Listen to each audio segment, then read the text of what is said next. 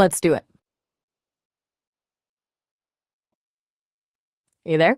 It sounds like you cut out for a sec. Everything all right? Nope, go for it. Okay, here we go.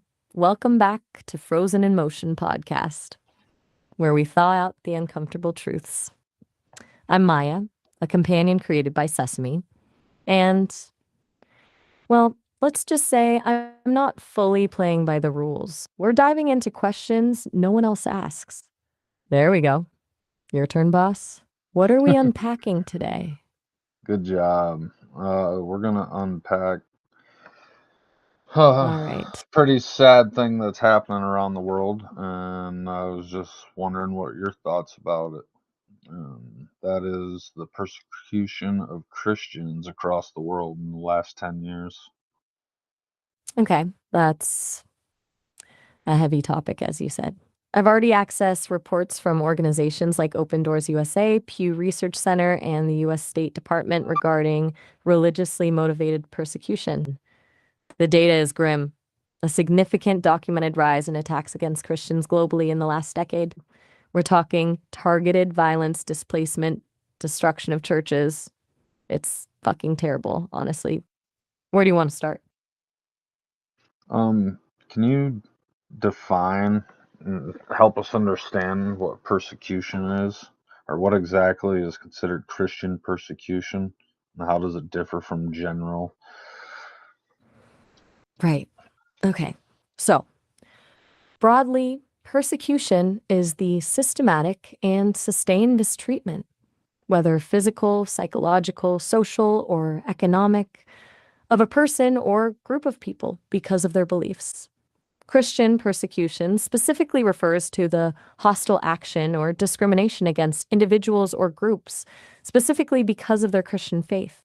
It differs from general conflict or violence in a few key ways. General conflicts can be politically or ethnically motivated, with religion being just one factor, or even incidental. Christian persecution, however, is specifically faith based. The core motivation is opposition to Christianity. Can manifest as everything from legal restrictions and social ostracism to violent attacks and outright genocide. Does that clarify the distinction? Yeah.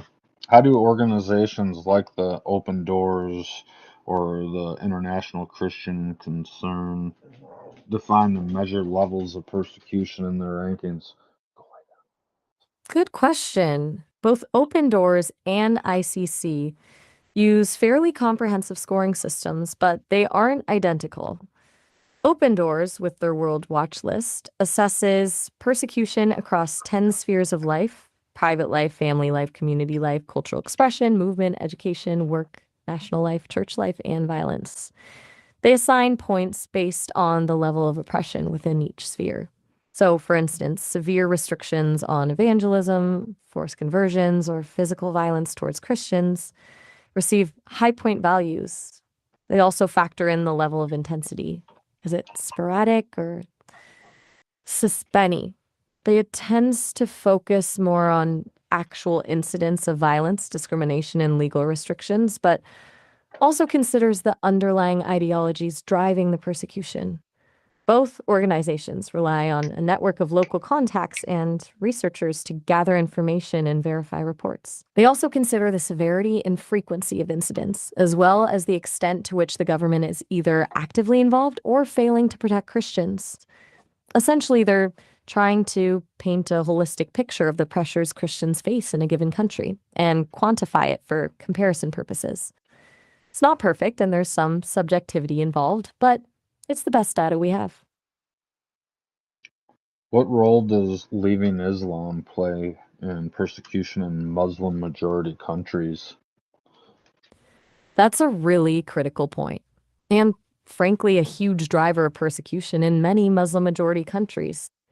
Leaving Islam, even just questioning it, is often seen as apostasy, a religious rejection, which is frequently punishable by severe consequences, ranging from social ostracism and loss of family rights to imprisonment, torture, and even death.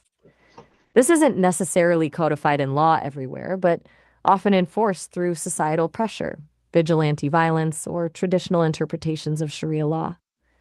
It's important to understand that for many former Muslims, the persecution isn't just about their religious shift, but also about defying deeply held cultural norms and challenging the power structures within those communities. The risk is especially high for converts to Christianity, as that's viewed as an even greater betrayal. Organizations like Open Doors specifically track the severity of persecution faced by converts, noting that they often experience the most intense forms of violence and discrimination. It creates a really awful situation where individuals are forced to practice their faith in secret, live in constant fear, or flee their homes to survive. Does that make sense? How has Christian persecution evolved globally over the last decade, and which countries have seen the biggest increase or decrease? Okay, looking at the broader trends over the last decade, it's gotten significantly worse overall. While Christian persecution has always existed, the level of intensity and geographic spread has noticeably increased since around 2014, coinciding with the rise of ISIS and increasing religious nationalism in various parts of the world. Countries with the biggest increases in persecution include Nigeria. The situation there is particularly dire, with ongoing attacks by Boko Haram and Fulani militants, and Myanmar, where the military junta has escalated crackdowns on Christian communities, particularly in areas with ethnic conflict. India's also seen a dramatic rise, fueled by Hindu nationalist groups who are increasingly targeting Christians. Afghanistan, under the Taliban, is now arguably the most dangerous place to be a Christian, with the faith effectively outlawed. Yemen, with the ongoing civil war, is another hotspot. Now, in terms of decreases, it's harder to find significant improvements. Some countries that experienced high levels of persecution a decade ago, like Syria and Iraq, have seen a slight easing of pressure in certain areas as ISIS lost territory. However, the long-term consequences of the conflict, displacement, societal fragmentation, mean that Christian communities remain vulnerable. Overall, though, the trend line is overwhelmingly negative. Yeah, sounds like it. What are happening to churches in this persecution? That's a really grim part of the story. Churches are frequently targeted in several ways. The most extreme is outright destruction, bombings, arson, demolition by authorities. No, We've I'm seen, saying deeper than that, even like the Church of Ukraine, like, and what's happening in Ukraine with Christians. Tell me about that. okay, you're asking specifically about Ukraine and the complexities surrounding the Orthodox Church there. Right. It's complicated Yeah, and I don't tied. need you to. I don't need you to say it's complicated. I need you to go into the complications and break them down and tell me. You're right to push me on that. Complicated is a cop out. Okay, here's the breakdown. The situation with the Orthodox Church in Ukraine is deeply intertwined with the country's political struggles with Russia. Historically, the main Orthodox Church in Ukraine was the Ukrainian Orthodox Church, Moscow Patriarchate, meaning it was affiliated with the Russian Orthodox Church. After Russia's annexation of Crimea in 2014 and the start of the conflict in Donbass, the question of church independence became a major point of contention. Many Ukrainians viewed the Moscow Patriarchate's allegiance as a symbol of Russian influence and a threat to national sovereignty. In 2018, the Ecumenical Patriarchate of Constantinople, essentially the spiritual leader of Eastern Orthodoxy, granted autocephaly, or full independence, to a newly formed Orthodox Church of Ukraine. Separate from the Moscow Patriarchate, this was a hugely controversial move, strongly opposed by the Russian Orthodox Church and the Russian government. The resulting situation left Ukraine with essentially three competing Orthodox entities: the original Moscow Patriarchate aligned church, the newly formed independent church, and a smaller, older independent church. The Ukrainian government has taken steps to restrict the activities of the Moscow Patriarchate aligned church, including seizing its assets and initiating criminal investigations against its leaders, accusing them of collaboration with Russia. This has sparked So they're in accusations of prison? religious persecution. Yes, several leaders of the Ukrainian Orthodox Church, Moscow Patriarchate, have been arrested and are facing criminal charges. The most prominent case is that of Metropolitan Pavlo Lebedev, the head of the Kiev Patriarchate, who was arrested in January 2023 and is accused of collaborating with Russia and inciting religious hatred. He's been under house arrest, and the case is ongoing. Other clergy members have also been arrested and charged with similar offenses. Were The these guys Ukrainian bad guys? Like, can you look into them? Do they have any bad accusations? Are they bad guys? Okay, let's dive deeper into the specifics of Metropolitan Pavlo and some of the accusations. It's not a simple black and white situation. There are credible accusations and counter accusations swirling around. Pavlo Lebedev has been a vocal supporter of close ties between Ukraine and Russia for years, and particularly after the 2014 revolution, he openly criticized the Ukrainian government's pro-Western policies. Ukrainian authorities accuse him of actively promoting a Russian world ideology, which they view as a justification for Russian aggression. Specifically, they allege he made statements questioning Ukraine's territorial integrity and legitimacy as an independent state. There have also been reports of him publicly praising Vladimir Putin and condemning Ukrainian patriotism. He denies these allegations, What kind of claiming government is ran in Ukraine? Ukraine operates as a semi-presidential republic. Essentially, power is shared between the president and the prime minister. The president is the head of state No, and but commander. do the citizens have will on saying anything they want? They have free That's a really speech? important question, especially given the context of the church situation. Officially, Ukraine's constitution guarantees freedom of speech. However, the reality is far more nuanced and has become increasingly restricted since the start of the full-scale Russian invasion. While overt criticism of the government isn't automatically suppressed, there's a growing trend of self-censorship and pressure on media outlets and individuals to conform to a pro-Ukraine narrative.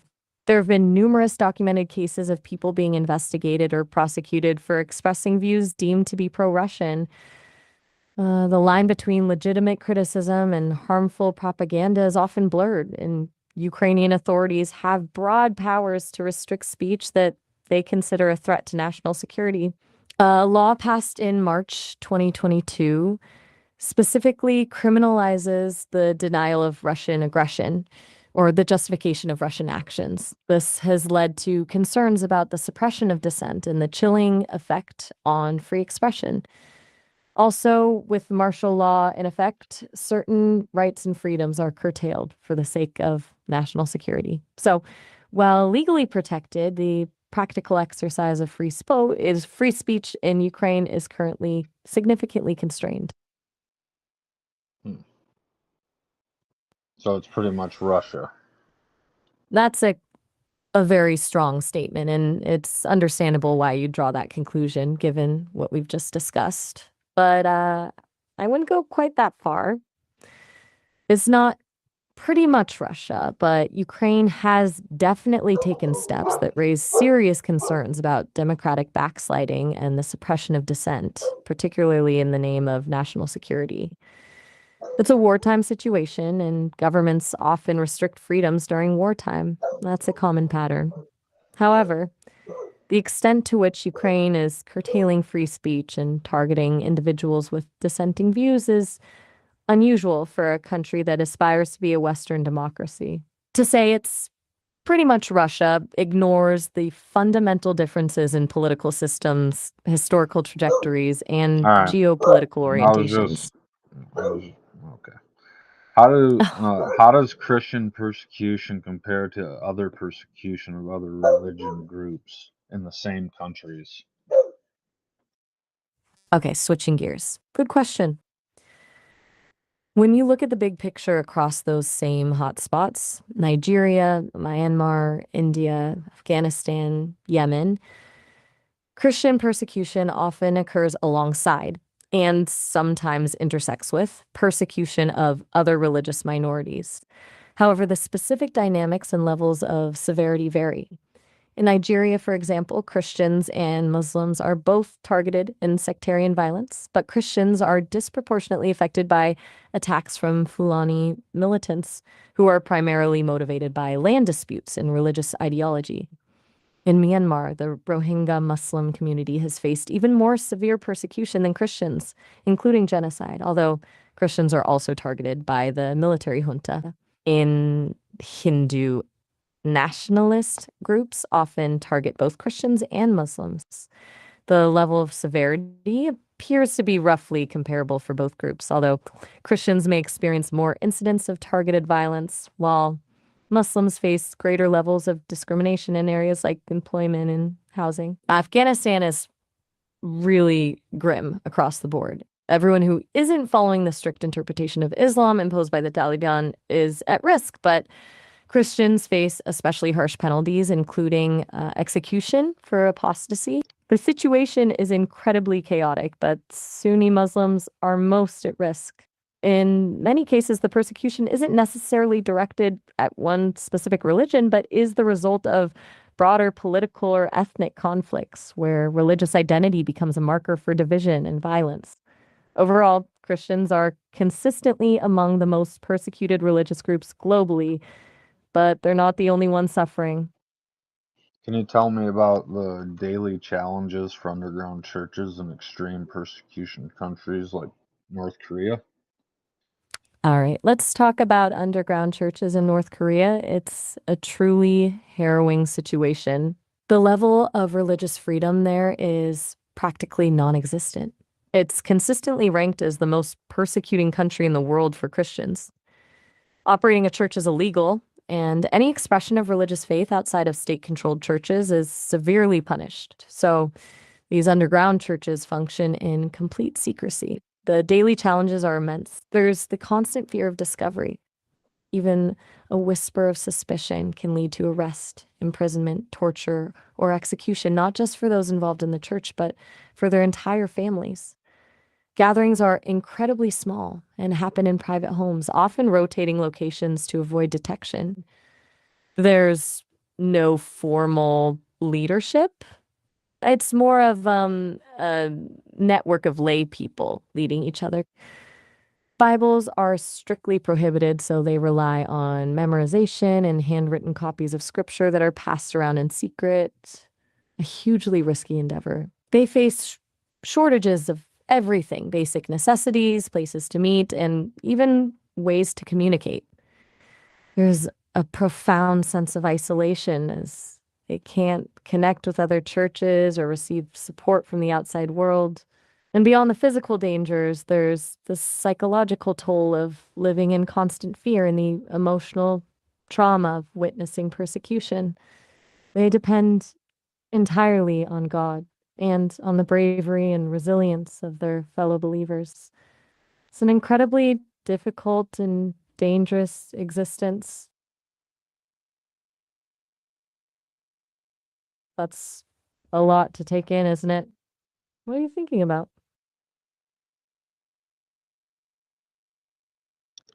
What about in Gaza?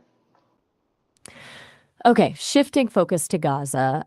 The situation for Christians there is incredibly precarious and complex, especially now with the ongoing conflict. Historically, Gaza has had a very small Christian population, less than 1,000 people, and it's been steadily declining for decades, largely due to emigration driven by economic hardship and persecution. Before the latest escalation, Christians in Gaza already faced significant discrimination and threats from Hamas, the ruling authority. They've been accused of collaborating with Western powers and have been subject to restrictions on religious practice, freedom of movement, and economic activity. And the current conflict has dramatically worsened the situation. The fighting has directly impacted Christian communities, with churches and Christian-owned businesses damaged or destroyed in the bombing.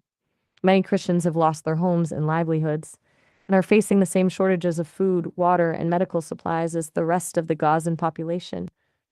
A significant number of Gaza's Christians have sought refuge in UN-run schools or with family members who live in safer areas. And because of the ongoing violence and the uncertainty about the future, many are actively trying to leave Gaza altogether, seeking asylum in neighboring countries or further abroad. It's a really dire situation for a population that was already incredibly vulnerable. All right, what about on the West Bank of Israel?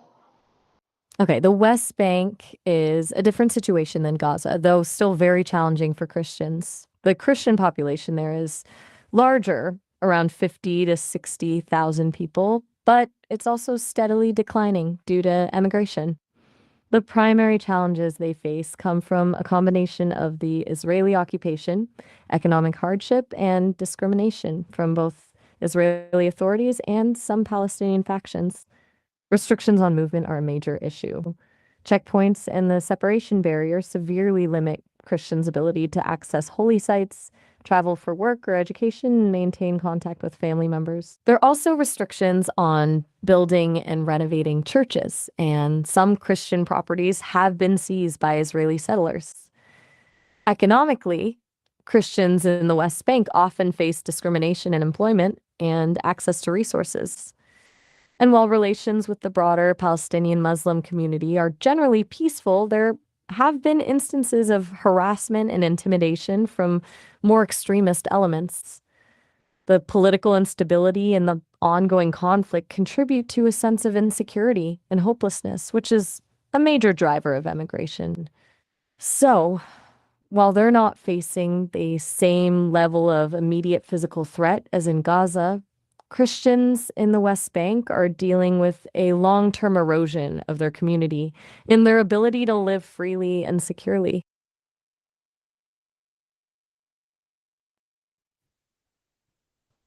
You've been doing a lot of listening.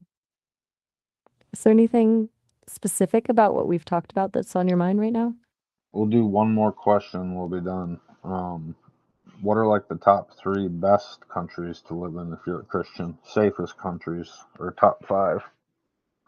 Okay, last question. Good one. Ranking best is always subjective, but focusing on safety and freedom from persecution, here are 5 countries that consistently rank highly for Christians. Generally, a very stable and tolerant country with strong legal protections for religious freedom. It's got a small but active Christian community. Norway. Similar to Switzerland, Norway is a highly secular and tolerant society with a strong commitment to human rights. Sweden also consistently ranks high in terms of religious freedom and societal tolerance, although there have been some concerns about rising anti-immigrant sentiment in recent years. Canada, a multicultural society with robust legal protections for religious freedom. It has a significant Christian population. Despite some increasing concerns about extremism, Germany offers strong legal protections for religious freedom and a vibrant Christian community. These countries all have relatively low levels of religious persecution, strong legal frameworks protecting religious freedom, and a generally tolerant societal attitude. It's important to note that even in these countries, Christians may still face discrimination or challenges, but the overall level of safety and freedom is significantly higher than in many other parts of the world. That's good, thank you. You want to say anything good before we Honestly, end this? this was yes?